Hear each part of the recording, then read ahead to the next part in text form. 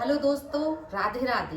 महालक्ष्मी हाथी पूजन करने से घर में सुख समृद्धि सौभाग्य धन के भंडार हमेशा आपके भरे रहेंगे। पुस्तक की पहले पूजन करना चाहिए, तो हम इसमें पहले तिलक लगाते हैं। अक्षत चढ़ा दिए हमने और ये हम पुष्प चढ़ा देते हैं और अब कथा प्रारंभ करते हैं। तो जब भी हम कथा सुनते हैं तो हाथ में पुष्प और चावल रख लें थोड़े से, और सर पे पल्लू अपने जैसे रख लें। तो कथा प्रारंभ करते हैं।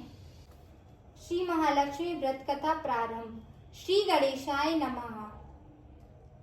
एक समय धर्मराज युधिष्ठिर भगवान श्री कृष्ण से बोले, हे पुरुषोत्तम, खोए हुए मान सम्मान की पुनः प्राप्ति कराने वाला और पुत्र आयु सर्वेश्व तथा मनवांछित फल को देने वाला कोई वृतांत मुझसे कहिए। श्री कृष्ण जी ने युधिष्ठिर से कहा, हे राजन, सतयुग के प्रारंभ में जबकि दैत्यराज वृत्रासुर ने देवताओं के स्वर्गलोक में प्रवेश किया था, तब यही प्रश्न इंद्र ने नारद मुनि से किया था। इंद्र के पूछने पर नारद ने तब इस प्रकार वर्णन किया। पूर्व काल में पुरंदरपुर नाम का एक अत्यंत रमणीक नगर था। वह नगर अर्थ धर्म काम मोक्ष इन चारों पुरुषार्थों से युक्त होने के कारण संसार भर में प्रसिद्ध था। मंगलसेन नाम का राजा राज्य करता था। उसके चिल्ल देवी और चौल देवी नाम की रूपवती रानियां थीं। एक समय राजा मंगलसेन अपनी रानी चौल देवी के साथ महल के शिखर पर बैठा था। वहां से उसकी दृष्टि समुद्र के जल से घिरे हुए स्थान पर पड़ी। उस जगह को देखकर राजा अति प्रसन्न हुआ। रानी से बोला, हे चंचलाक्षी, मैं उस स्थान पर तुम्हारे लिए परम मनोहर उद्यान बनवाऊंगा। राजा के ऐसे वाक्य को सुनकर रानी ने कहा, हे कांत, ऐसा ही कीजिए। राजा ने अपने विचार के अनुसार उसी स्थान पर एक सुंदर बगीचा बनवा दिया। यह बगीचा थोड़े दिनों में अनेक वृक्ष लता फूलों और पक्षी गणों से संपन्न हो गया। एक समय उस उद्यान में मेघतुल्य काला और रक्त वर्ण चंचल नेत्र से युक्त सुकर घुस आया। उसने आकर वृक्षों को तोड़ डाला, उस उद्यान को चौपट कर दिया। यही नहीं, उस सुकर ने कई रखवालों को मार डाला। तब उद्यान के रक्षक उससे भयभीत होकर राजा के पास गए और सब हाल कह सुनाया। अपने परम रम्य उद्यान के उजड़ने की बात सुनकर राजा के नेत्र क्रोध से लाल हो गए। अब राजा ने अपनी सेना को आज्ञा दी कि शीघ्र जाकर उस सुकर को मार डालो। यही नहीं, राजा स्वयं भी मतवाले हाथी पर सवार उद्यान की ओर चल पड़ा। तब राजा बोला, यदि किसी सिपाही की बगल से यह सुकर निकल जाए तो मैं उस सिपाही को सिर शत्रु की भांति काट डालूंगा। राजा के ऐसे वचन सुनकर वह सुकर जिस भाग में राजा स्वयं खड़ा था, उसी मार्ग से मनुष्यों को विदीर्ण करता हुआ निकल गया। राजा अपने घोड़े को मारता रह गया। लज्जा से प्रेरित होकर उस सुकर का पीछा करते करते सिंह बाघों से युक्त घोर वन में दूर जा निकला। निदान सुकर से मुठभेड़ हुई और राजा ने अपने बाण से उसे भेद दिया। बाण लगते ही सुकर अपने अधम शरीर को छोड़कर दिव्य गंधर्व रूप में आ गया और विमान पर चढ़कर स्वर्ग की ओर जाने लगा। गंधर्व ने राजा से कहा, हे महिपाल, आपने सुकर योनि से मुझे छुड़ाया, जो बड़ी कृपा की। चित्तराज नाम का गंधर्व हूँ।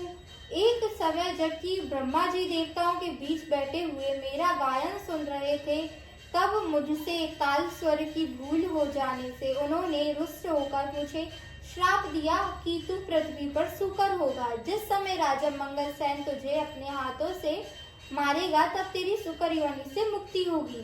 तो आज वह श्राप पूरा हुआ। हे राजन, मैं आपके कृत्य से प्रसन्न हुआ। आप भविष्य में महालक्ष्मी व्रत करके सार्वभौम राजा हो जाएंगे, ऐसा आशीर्वाद है।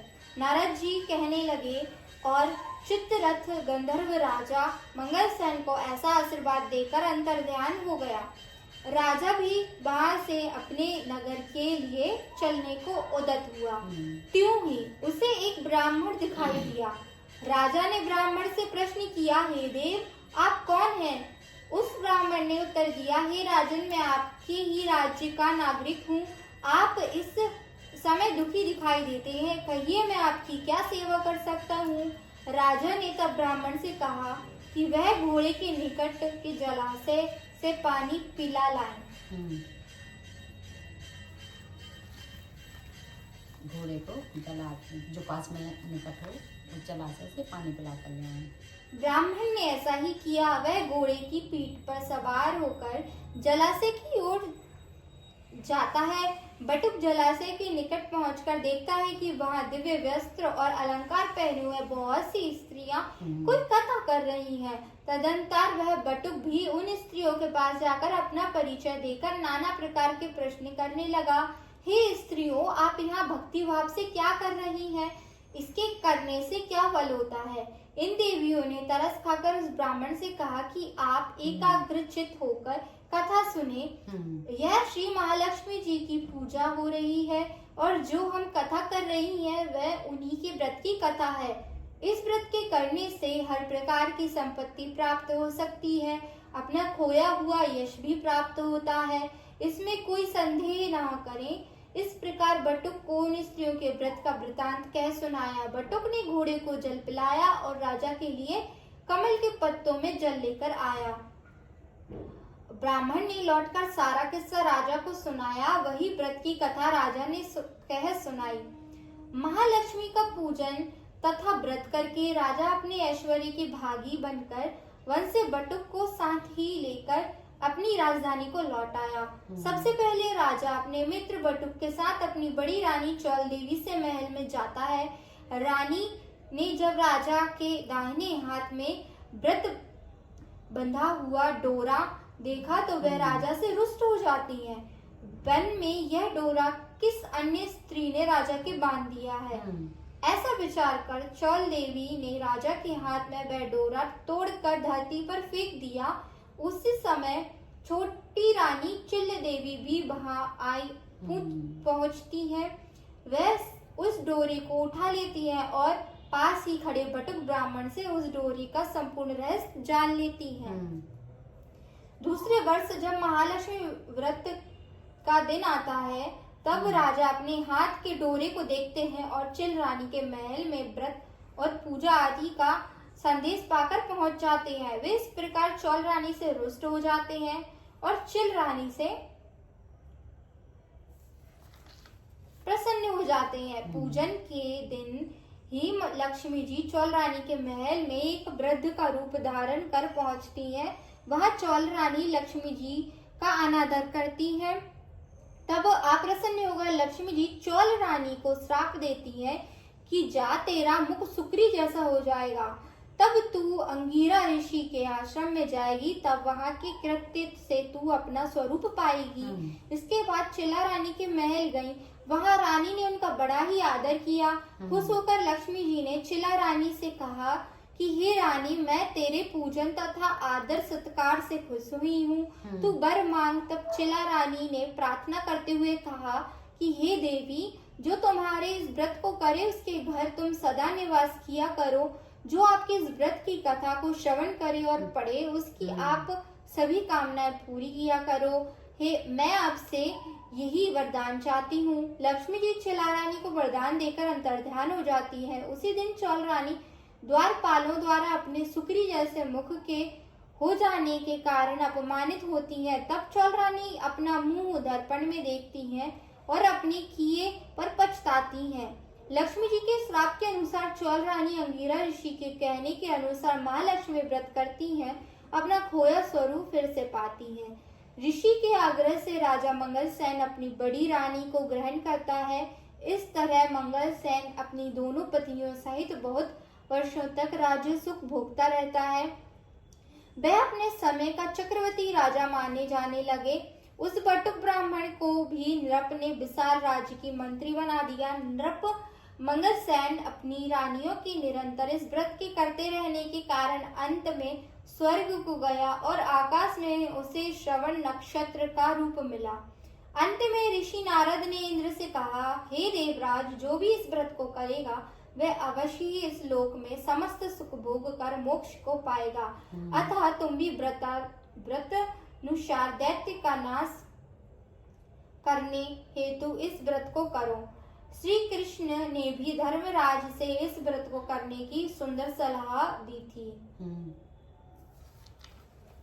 व्रत आदि के करने से सुख की प्राप्ति होती है, ऐसा शास्त्रों का प्रमाण है, इसमें कोई संदेह नहीं है। तो ये महालक्ष्मी हाथी पूजन की कथा संपन्न हुई है और उस दिन क्या क्या करना चाहिए मैं इसका भी वीडियो दूंगी। सुबह उठ के स्नान करें, सुबह जल्दी ब्रह्म मुहूर्त में नदी या जलाशय में जाके और उसमें 16 एक धागा ले, उसमें 16 गठाने लगावें। अब वो 8 दिन पहले से भी शुरू हो जाता है, 16 दिन पहले से कोई शुरू करता है, कोई उसी दिन कर लेता है, जिसको जैसी सुविधा हो अपनी सुविधा के अनुसार पूजन करें। तो इसका वीडियो मैं आगे देने वाली हूँ। ये कथा का वीडियो था, विधि विधान पूजन और समय मुहूर्त मैं सारा वीडियो दूंगी उसमें। तो आप सभी के लिए राधे राधे, जय श्री राधे, जय महालक्ष्मी।